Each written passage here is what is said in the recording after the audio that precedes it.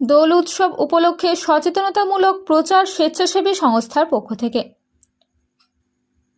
আমরাই তো শ্রেষ্ঠ প্রাণী, নেই কোনো সংশয়। আমরা মানুষ, দোল আমাদের অন্য জীবের নয়। কুকুর, গরু, ছাগল, বিড়াল প্রাণ আছে, আর যত রং আমাদের মনের খেলা, ওদের বিষের মতো। আগামীকাল দোল উৎসব, আমরা নিজেদের মতন আনন্দ করি, কিন্তু এই আনন্দের জন্য যেন অবলা প্রাণীদের কোনো রকম কষ্টের কারণ হয়ে না দাঁড়ায়। পথ কুকুর বা পশু পাখিদের গায়ে কোনো প্রকার রং মাখাবেন না, ওদের কষ্ট হয় ও তাদের প্রাণহানি পর্যন্ত হতে পারে। এই বার্তা নিয়ে কীর্ণাহার এলাকা জুড়ে প্রচার এবং র্যালি করা হয় এবং মানুষকে বোঝানো হয় আনন্দ করুন নিজেদের মধ্যে, পশু পাখিদের মধ্যে নয়। এই ব্যাপারে বিস্তারিত শুনে নেব স্বেচ্ছাসেবী সংস্থার পক্ষ থেকে।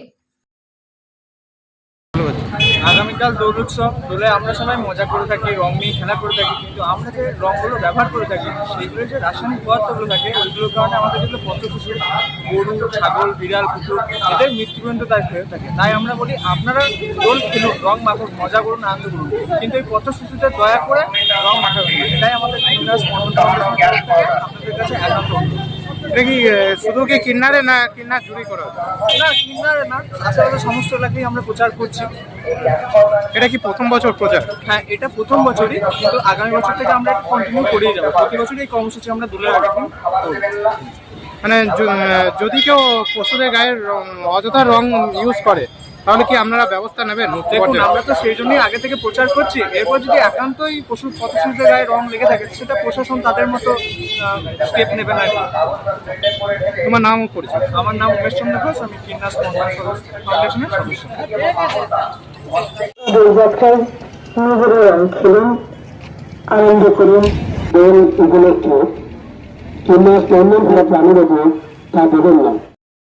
স্পন্দন ফাউন্ডেশন থেকে সকলকে অনুরোধ করা হচ্ছে, আগামীকাল দোল উৎসব, আপনারা দোল উৎসব পালন করুন, একে অপরকে রং মাখান, সচেতন থাকুন, কিন্তু কোনো প্রকার পশু পাখির গায়ে রং দেবেন না, তাতে তাদের প্রাণঘাতী পর্যন্ত হতে পারে। আমাদের সকলকে অনুরোধ, আপনারা দোল উৎসব পালন করুন, রং মাখুন, সচেতন থাকুন, কিন্তু কোনো প্রকার পশু পাখির গায়ে রং মাখাবেন না। নিজেরা আনন্দ করুন। সৌজন্য কীর্ণাহার স্পন্দন ফাউন্ডেশন। সত্যি হলেন এই হোলিতে নিজেরা আনন্দ করুন, অপরকে আনন্দ।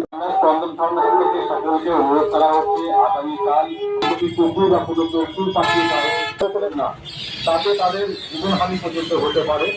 সকলকে অনুরোধ। ব্যুরো রিপোর্ট, বীরভূমি বার্তা, কীর্ণাহার।